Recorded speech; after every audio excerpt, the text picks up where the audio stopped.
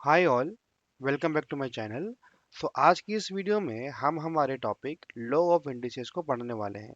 तो मैंने आपको इसके पिछले वीडियो में ऑलरेडी लॉ ऑफ इंडिसेस के फॉर्मूलाज के बारे में बताया था, जहां पर मैंने उन सारे फॉर्मूलाज के बारे में डिस्कशन किया था जो कि हम लोग लॉ ऑफ इंडिसेस चैप्टर में यूज करने वाले हैं। तो अगर आपने वो वीडियो नहीं देखा है तो आप एक बार उस वीडियो को देख सकते हैं, जिससे आपको सारे फॉर्मूलाज को समझने में आसानी होगी। तो आज हम हमारे चैप्टर के क्वेश्चंस को सॉल्व करने वाले हैं, जो कि हमारा चैप्टर 8 है, क्लास 9 का। तो आज मैं क्वेश्चन नंबर 1 का ए नंबर क्वेश्चन ऑलरेडी यहाँ पर लिख लिया हूँ। तो अब चलते हैं कि हम इसको सॉल्व कैसे करेंगे। तो सबसे पहले हम सॉल्व कैसे करेंगे, अगर आपके पास में ऐसा कोई एक क्वेश्चन गिवन हो और आपके पास में ऐसा पावर हो, तो आपको सबसे पहले क्या करना है, अंदर वाला जो नंबर है, यहाँ पर 18 है और 81 है और 16 है, तो आपको 81 और 16 का एलसीएम निकालना है। एलसीएम निकालने के बाद में आपको उसका पावर 4 में लाना है। जैसे मान लो मैं 81 का अगर एलसीएम निकालता हूँ तो 3 से करूंगा तो 27 बार में, फिर 3 से करूंगा 9 बार में, फिर 3 से करूंगा 3 बार में, यानी 3 इंटू 3 इंटू 3 इंटू 3, राइट। यानी ये आ जाएगा 3 का पावर 4, करेक्ट। और यहाँ पर मैं 16 कैल्शियम में निकालूंगा।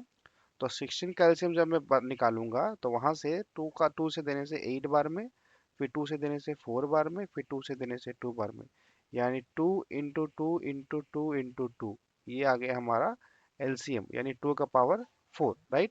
यानी आप जब एलसीएम निकालोगे उस वक्त पे हो सकता है कि आप यहाँ पर 9 का स्क्वायर भी लिख दो या 4 का स्क्वायर भी लिख दो, लेकिन जब भी आप एलसीएम निकालोगे तो आप ऐसे नंबर का पावर करोगे जो पावर आपको यहाँ पर नीचे दिख रहा है। यानी अगर आप देखोगे तो आपको यहाँ नीचे पावर 4 दिख रहा है, तो आप कोशिश करना कि जिस जिस भी नंबर का एलसीएम निकालोगे उसका आप पावर 4 में रखना। यानी यहाँ पर इसकी जगह मैं लिख सकता था 9 का स्क्वायर भी लिख सकता था, गलत नहीं होता वो। लेकिन क्योंकि यहाँ पर हमारे पास पावर 4 है, तो हम किसी भी नंबर का, अंदर वाले नंबर का पावर 4 में निकालने की कोशिश करेंगे। ऐसे ही यहाँ पर जो 16 नंबर था, उसको जब मैंने यहाँ पर एलसीएम करा, तो यहाँ पर मैं 4 का स्क्वायर भी लिख सकता था, आंसर गलत नहीं होता।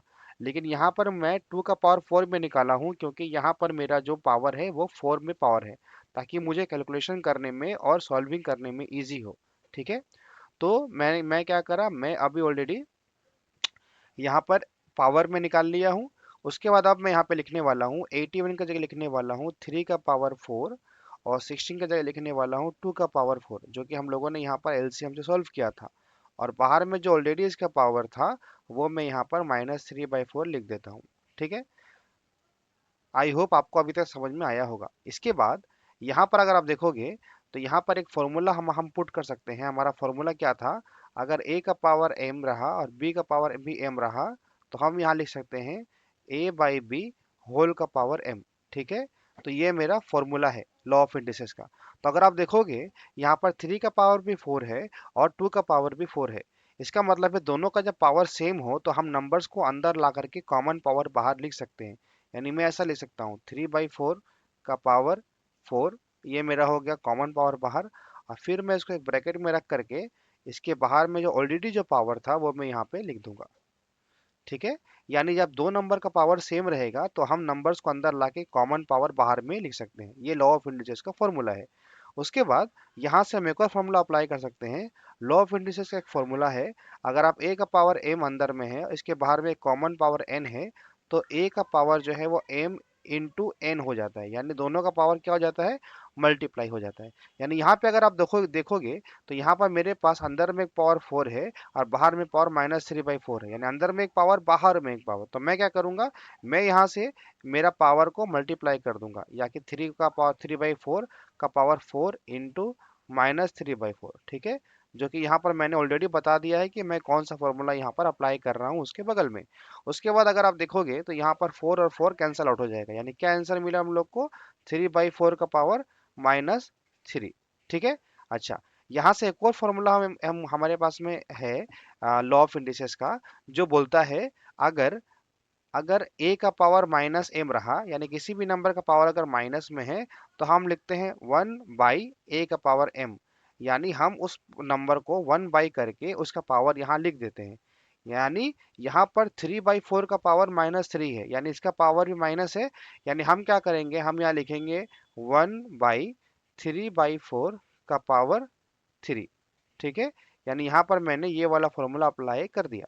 उसके बाद यहाँ पर एक और फॉर्मूला अप्लाई होगा जो कि है 3/4 का पावर 3 का मतलब है a/b होल का पावर m। यानी अंदर में a और b है, दोनों का कॉमन पावर है, तो वहां पर a का पावर m बाई b का पावर m, यानी वो पावर दोनों ही नंबर में लग जाता है। यानी यहाँ पर हम लिख सकते हैं 1/3 का पावर 3, 3 का पावर 3 और बाई 4 का पावर 3। ठीक है, यानी यहाँ पर मैंने, अच्छा मैं आपको ये बताते हुए चल रहा हूँ कि कौन सी लाइन में मैं कौन सा फॉर्मूला अप्लाई कर रहा हूँ। ठीक है, तो आई होप आपको ये समझ में आ रहा होगा इजीएस्ट वे में। यानी यहाँ पर हमारा बन जाएगा 3 का पावर 3 का मतलब है, 3 का पावर 3 का मतलब है 3 × 3 × 3, यानी ये आ जाएगा हमारा 27। और 4 का पावर 3 का मतलब है, 4 का पावर 3 का मतलब है 4 × 4 × 4, यानी ये हमारा बन जाएगा 64। यानी यहाँ पर हमारा बन जाएगा 1/27/64। तो अब हम इसको सॉल्व करके कैसे लिख सकते हैं? अब हम इसको सॉल्व करके लिख सकते हैं इक्वल टू 1 × 64/27, क्योंकि वो 1 बाई में तो वो रिवर्स हो जाएगा, तो हमारा आंसर आएगा 64/27। तो ये है हमारा फाइनल आंसर। ठीक है, तो ये हमारा चैप्टर 1 का पहला क्वेश्चन मैंने आपको सॉल्व करके दिखाया। तो आई होप आप लोगों को पहला क्वेश्चन समझ में आया होगा, और मैं हर एक स्टेप के ऊपर में कौन सा फॉर्मूला अप्लाई कर रहा हूँ वो भी आपको बताते हुए चल रहा हूँ, तो आपको उससे समझने में आसानी होगी। तो अब मैं हमारे क्वेश्चन नंबर 1 का बी नंबर क्वेश्चन सॉल्व करने वाला हूँ। बी नंबर क्वेश्चन क्या है? 161/64 होल का पावर -2/3। ठीक है, ये है मेरा क्वेश्चन गिवन है। अब मैं इस क्वेश्चन को लॉ ऑफ इंडिसेस के यूज करके बताने वाला हूँ। ठीक है, तो सबसे पहले आप देखोगे तो यहाँ पर हमारा जो क्वेश्चन है, मैं थोड़ा सा ठीक से लिख देता हूँ।